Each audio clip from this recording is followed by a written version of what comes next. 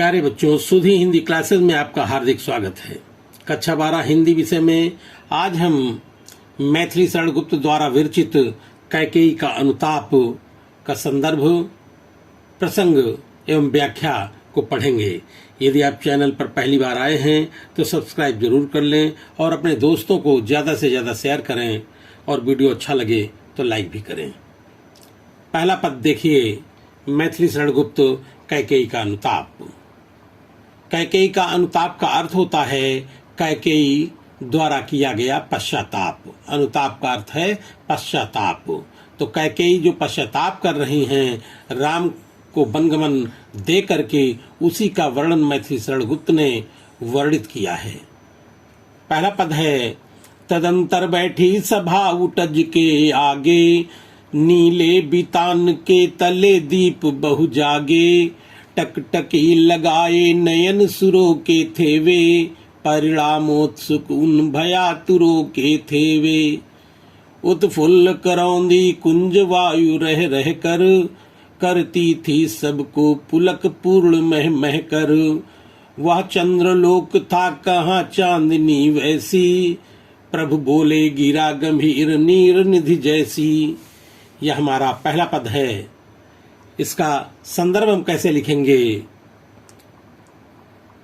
आलोच्य पद्यांश हमारी पाठ्य पुस्तक हिंदी में संकलित राष्ट्रकवि मैथिली शरण गुप्त द्वारा विरचित कैकेयी का अनुताप से उद्धृत है। ये किस समय का प्रसंग है? जिस समय राम लक्ष्मण सीता पंचवटी में रहते हैं, भरत अयोध्या वासियों के साथ पंचवटी आते हैं। तो प्रस्तुत पद्यांश में पंचवटी की अनुपम छटा का वर्णन किया गया है। जिस समय भरत अयोध्या वासियों के साथ राम से मिलने के लिए आते हैं और रात्रि को सभा का आयोजन किया जाता है। इसका अर्थ है, तदंतर बैठी सभा उटज के आगे, नीले बितान के तले दीप बहु जागे। जब भरत अयोध्या वासियों के साथ पंचवटी पहुंचते हैं, उसके बाद राम की कुटी के सामने, राम की कुटिया के सामने सभा बैठाई गई। तदंतर बैठी सभा उटज के आगे। उटज का अर्थ है कुटी। राम की कुटिया के सामने नीले बितान के तले दीप बहु जागे, जिसे देखकर ऐसा लग रहा था कि मानो आकाश रूपी मंडप के नीचे बहुत से तारे रूपी दीपक जगमगा रहे हैं। नीले बितान के, नीले आकाश के नीचे मानो दीपक जगमगा रहे हैं। टकटकी लगाए नयन सुरों के थे वे, परिणामोत्सुक उन भयातुरों के थे वे। सभा में लिए जाने वाले निर्णय का परिणाम जानने के लिए उत्सुक देवतागण भी एकटक नजरों से ये देख रहे थे। टकटकी लगाए नयन सुरों के थे वे। देवतागण भी अपलक नेत्रों से उसका परिणाम जानने के लिए मानो ये देख रहे थे। उत्फुल्ल करौंदी कुंज वायु रह रहकर, करती थी सबको पुलक पूर्ण में महकर। करौंदी का अर्थ होता है करौंदे के पुष्पों से भरे हुए बगीचे में। उत्फुल्ल करौंदी कुंज वायु रह रहकर, करौंदों से भरे हुए बगीचे में शीतल मंद सुगंध पवन लोगों को पुलकित कर रही थी, आनंदित कर रही थी।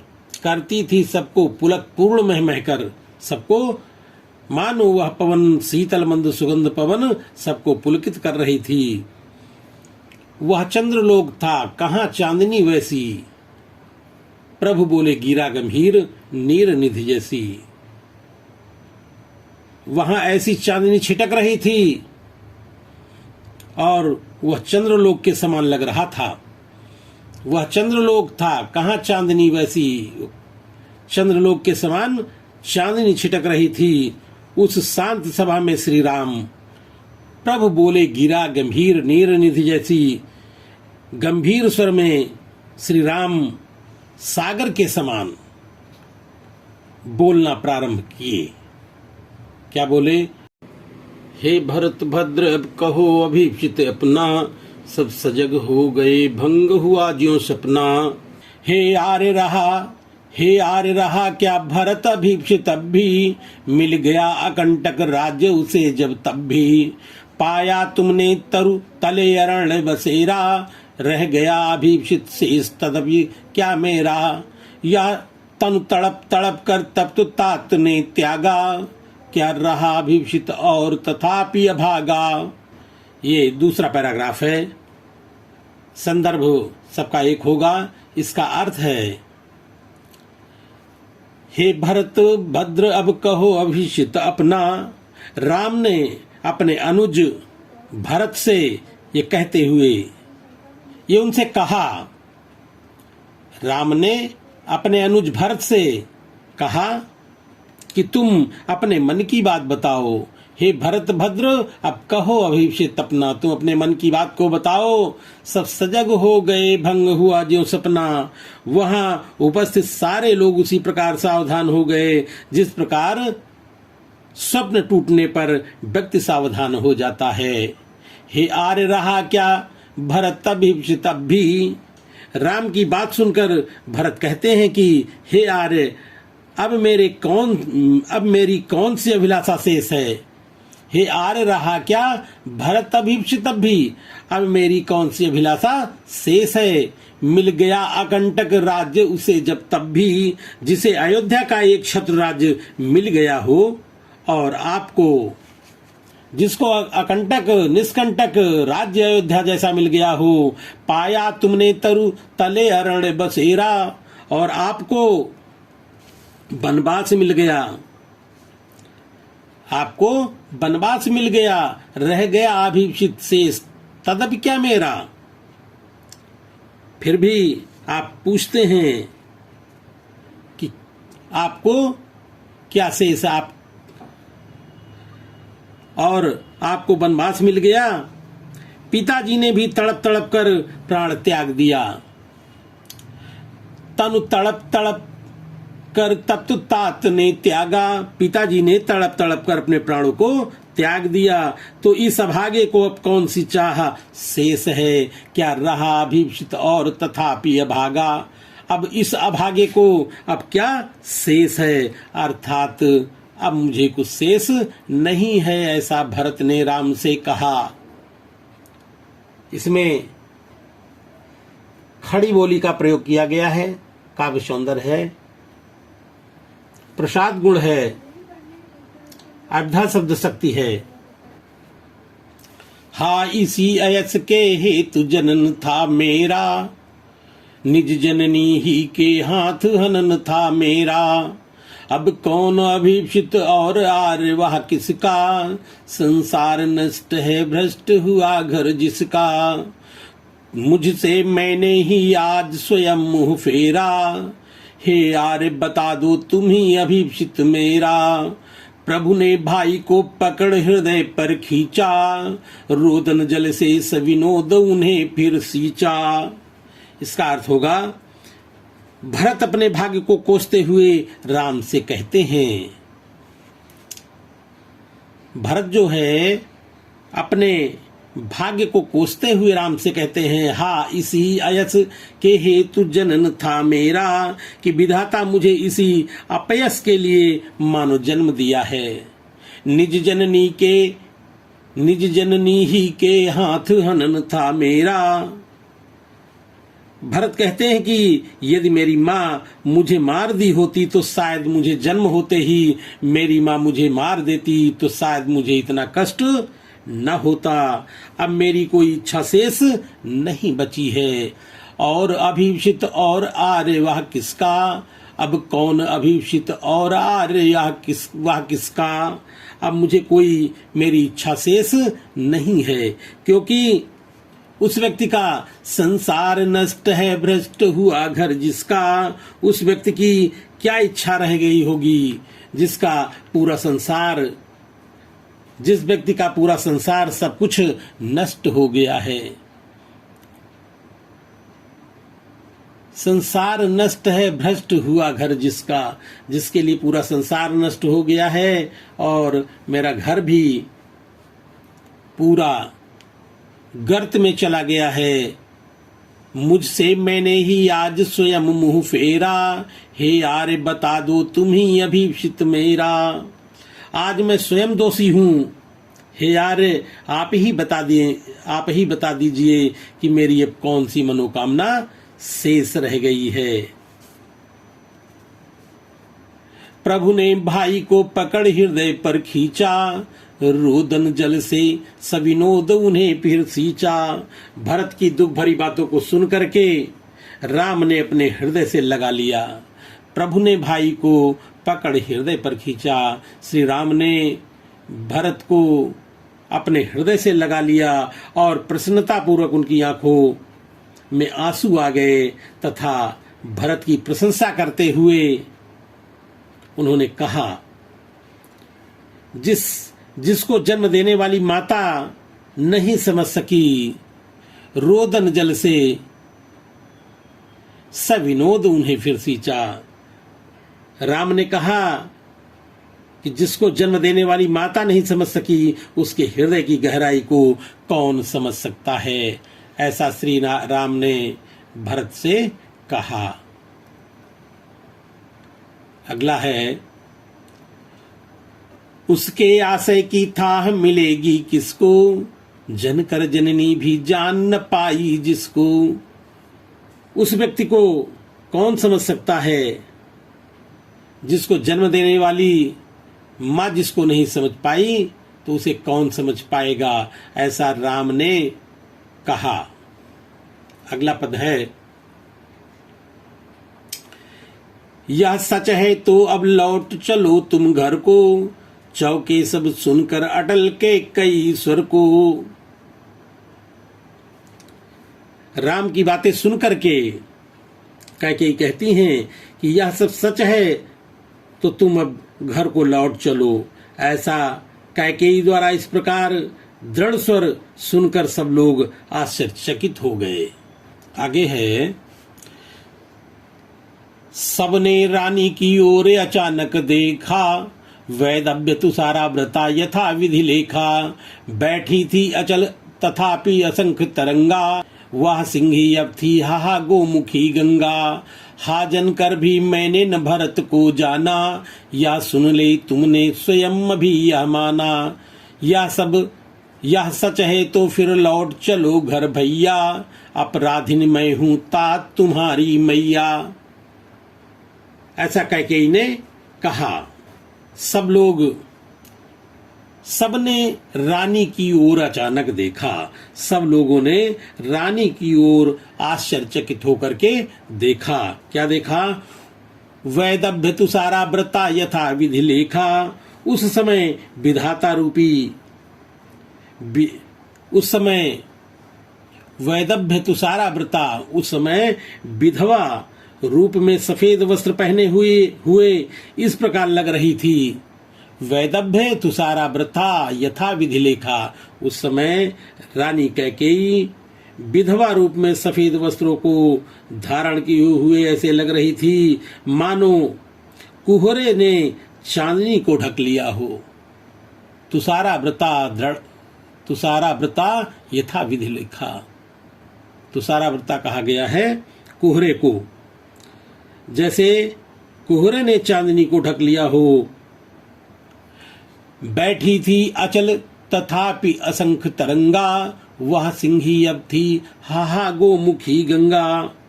बैठी होने के बाद भी उसके मन में अनेक प्रकार के विचार उठ रहे थे। रानी कैकेयी के मन में बैठने के बाद भी अनेक विचार उठ रहे थे। कभी सिंहनी के समान लगने वाली रानी कैकेयी आज वह शीतल गंगा के समान पवित्र कैसे हो गई। वह सिंही, पहले सिंहनी के समान लगने वाली कैकेयी अब हाहा गोमुखी गंगा, पवित्र गंगा के समान कैसे हो गई। हाजन कर भी मैंने न भरत को जाना। कैकेयी कहती हैं कि सब लोग सुन लें कि मैंने जन्म देने के बाद भी भरत को नहीं समझ पाई। सब सुन ले तुमने स्वयं अभी यह माना।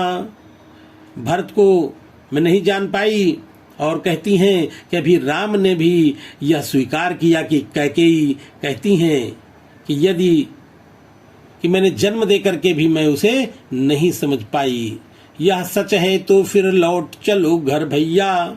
कैकेयी कहती हैं कि यह बात सब सच है तो तुम अयोध्या वापस लौट चलो। अपराधिन मैं हूँ तात तुम्हारी मैया। मैं अपराधिन हूँ मैं तुम्हारी माता हूँ, तुम्हारी माता हूँ, भरत नहीं। अयोध्या लौट चलो, मैं अपराधिन हूँ तुम्हारी माता और भरत अपराधी नहीं है। ऐसा कैकेयी ने राम से कहा, भरी सभा में राम से कहा। आगे है, दुर्बलता का चिन्ह विशेष शपथ है, पर अबला जन के लिए कौन सा पथ है। यदि मैं उकसाई गई भरत से हूँ तो पति समान ही स्वयं पुत्र को खोऊं। ठहरो मत रोको मुझे कहूँ सो सुन लो, पाओ यदि उसमें सार उसे सब चुन लो। करके पहाड़ सा पाप मौन रह जाऊं, राई भर भी अनुताप न करने पाऊं। थी सा नक्षत्र शशि निशा ओस टपकाती, रोती थी नीरो सभा हृदय थपकाती। उल्कासी रानी दिशा दीप्त करती थी, सबको भय विस्मय और खेद भरती थी। कैकेयी राम से कहती हैं कि दुर्बलता का ही चिन्ह विशेष शपथ है। कैकेयी राम से कहती हैं कि सौगंध खाने से व्यक्ति की दुर्बलता प्रकट होती है, पर अबला जन के लिए कौन सा पथ है। लेकिन स्त्रियों के लिए इसके अतिरिक्त कोई रास्ता नहीं है, कोई उपाय नहीं है। यदि मैं उकसाई गई भरत से हूँ तो पति समान ही स्वयं पुत्र को खोऊं। और राम से कहती हैं कि मुझे वनवास के लिए यदि भरत ने उकसाया हो तो मैं जिस प्रकार मैंने अपने पति को खो दिया है उसी प्रकार मैं अपने पुत्र को भी खो दूं। आगे है, ठहरो मत रोको मुझे कहूँ सोच सुन लो, पाओ यदि उसमें सार उसे सब चुन लो। कैकेयी कहती हैं कि अब मुझे कहने से कोई मत रोके, अब मुझे कहने से कोई मत रोको, पाओ यदि उसमें सार उसे सब चुन लो। कह रही है कि सब लोग मेरी बात को सुन लो, उसमें कुछ सही हो तो उसे ग्रहण कर लो। करके पहाड़ सा पाप मौन रह जाऊं। कैकेयी कहती हैं मैं पहाड़ के समान पाप करके मौन रहूं, राई भर भी अनुताप न करने पाऊं, थोड़ा भी पश्चाताप न करूं, ये अच्छी बात नहीं है, ऐसा कैकेयी ने कहा। थी सा नक्षत्र शशि निशा ओस टपकाती, रोती थी नीरो सभा हृदय थपकाती। चांदनी रात थी और ओस की बूंदे टपक रही थी। सनक्षत्र चांदनी रात थी, शशि निशा ओस टपकाती और रात्रि में ओस की बूंदे टपक रही थी और नीचे रोती थी नीरो सभा हृदय थपकाती और नीचे शांत सभा थपथपाते हुए रो रही थी। और कैकेयी पश्चाताप की अग्नि में जल रही थी। उल्कासी रानी दिशा दीप्त करती थी, सब में भय विस्मय और खेद भरती थी। उल्का के समान कैकेयी पश्चाताप की अग्नि में जल रही थी और चारों ओर सद्भाव की किरणें बिखेर रही थी। वहां उपस्थित लोगों में एक ऐसा आश्चर्य उसके भाव उमड़ रहे थे कि ऐसा कैसे हुआ। उल्का सी रानी दिशा दीप्त करती थी, सब में भय विस्मय और खेद भरती थी, कष्ट सबको दे रही थी और आश्चर्यचकित मानो कैकेयी सबको कर रही थी। अगला पद है, क्या कर सकती थी मरी मंथरा दासी, मेरा ही मन रह सका न निज विश्वासी। जल पंजरगत अब अरे अधीर अभागे, वे वे ज्वलित भाव थे स्वयं मुझी में जागे। पर था केवल क्या ज्वलित भाव ही मन में, क्या शेष बचा था कुछ न और इस जन्म में। कुछ मूल्य नहीं वात्सल्य मात्र क्या तेरा, पर आज अन्य सा हुआ वत्स भी मेरा। थूके मुझ पर त्रैलोक्य भले ही थूके, जो कोई जो कह सके कहे क्यों चूके। छीने ना मात्र पद किंतु भरत का मुझसे, रे राम दुहाई करूं और क्या तुझसे। कैकेयी राम से कहती हैं, क्या कर सकती थी मरी मंथरा दासी। कैकेयी मंथरा को निर्दोष बताते हुए कहती हैं कि मंथरा निर्दोषी थी, निर्दोष थी, मेरा ही मन रह सका न निज विश्वासी। वह तो एक साधारण दासी थी, मेरा मन को कैसे वो बदल सकती थी। मैं तो एक रानी थी, वो मेरे मन को कैसे बदल सकती थी। सच तो ये है कि स्वयं मेरा मन अविश्वासी हो गया था, मेरा ही मन अविश्वासी हो गया था। जल पंजरगत अब अरे अधीर अभागे, वे ज्वलित भाव थे स्वयं मुझी में जागे। मेरा शरीर ईर्ष्या द्वेष से परिपूर्ण था तथा जलने वाले भाव मुझी में जागे थे। पर था केवल क्या ज्वलित भाव ही मन में, क्या शेष बचा था कुछ न इस जन्म में। क्या मेरे मन में केवल आग लगाने वाली भाव ही थे, क्या मुझ में और कुछ शेष नहीं बचा था। कुछ मूल नहीं वात्सल्य मात्र क्या तेरा, पर आज अन्य सा हुआ वत्स भी मेरा। क्या मेरा मन में वात्सल्य भाव का कुछ भी मूल्य नहीं, परंतु आज मेरा पुत्र ही मुझसे पराये की तरह व्यवहार कर रहा है। पर आज अन्य सा दूसरों की तरह हुआ वत्स भी मेरा, आज मेरा पुत्र भी दूसरों की तरह मुझसे बातें कर रहा है।